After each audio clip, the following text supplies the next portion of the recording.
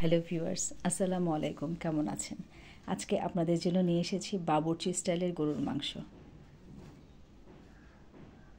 ঠিক বাবুর্চিরা যেভাবে গরুর মাংস রান্না করে আমি আজকে সেটাই দেখাবো। চলুন দেখে নিচ্ছি। এবং এটা যদি আপনি বাসায় একবার ট্রাই করেন তাহলে রেস্টুরেন্টে যেয়ে গরুর মাংস খাবার কথা ভুলেই যাবেন। চলুন আমি দেখে নিচ্ছি কিভাবে রান্না করেছি।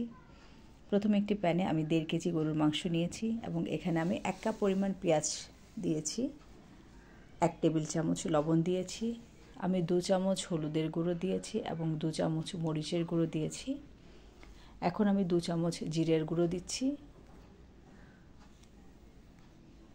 এবং 2 চামচ আমি ধনিয়ার গুঁড়ো দিব।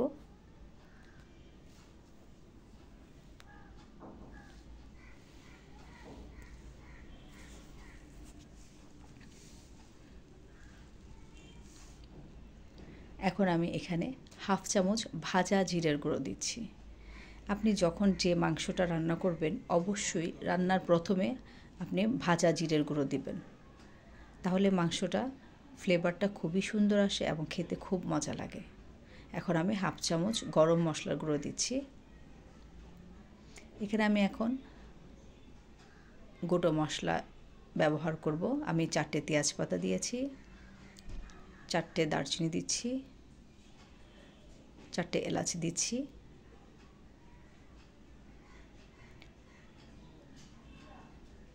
6-7টে লং দিচ্ছি এবং এখানে আমি গোলমরিচ দিচ্ছি।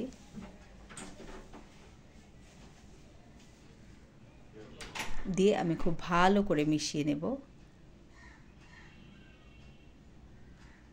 আমি কিন্তু এখানে কোনো আদা রসুন পেস্ট ব্যবহার করিনি। আমি এখন আদা রসুন পেস্ট দিচ্ছি 4 টেবিল চামচ।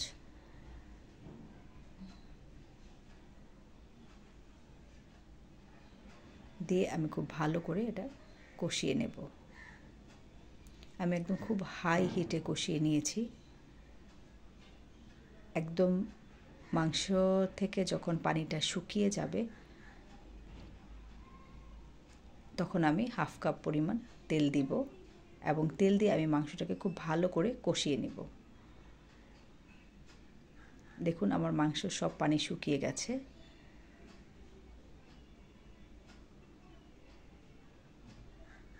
মাংসটা যখন তেলের উপরে উঠে আসবে তখন আমি চুলার আঁচটা কমিয়ে দিয়ে আমি আস্তে আস্তে মাংসটাকে কষাতে থাকব।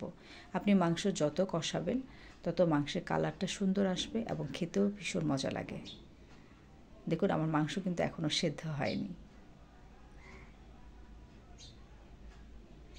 আমি মাংসের ভেতর থেকে যে পানিটা বের হয় আমি সবসময় সেটা শুকিয়ে ফেলি।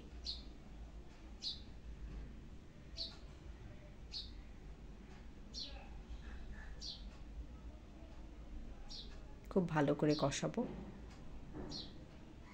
এবং সবসময় চুলোর আঁচটা আমি কমিয়ে রাখবো যেন এই পর্যায়ে মাংস না পড়ে যায়। দেখুন আমার মাংস থেকে তেল বের হয়ে এসেছে। এখন আমি এখানে 1/2 চামচের কম আমি জয়িত্রী গুঁড়ো দিচ্ছি এবং 1/2 চামচের কম আমি জয়ফল গুঁড়ো দেব। দিয়ে খুব ভালো পরিমাণ কষিয়ে নেব।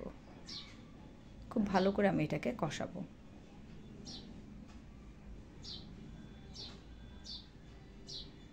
দেখুন আমার মাংস থেকে এখন তেল বের হয়ে এসেছে। মাংস আমার সেদ্ধ হয়ে গেছে। এই মাংসটা আপনি সকালে পরোটার সাথেও খেতে পারবেন, চালের রুটির সাথে খেতে পারবেন। আসছে শবে বরাত, আপনি এভাবে মাংস রান্না করে চালের রুটি দেখিয়ে দেখবেন, ভীষণ মজা। এবং অবশ্যই আমাকে কমেন্ট বক্সে জানাবেন কেমন হয়েছে খেতে। এবং আমার পেজটি লাইক এবং ফলো দিয়ে পাশে থাকবেন। আল্লাহ হাফেজ।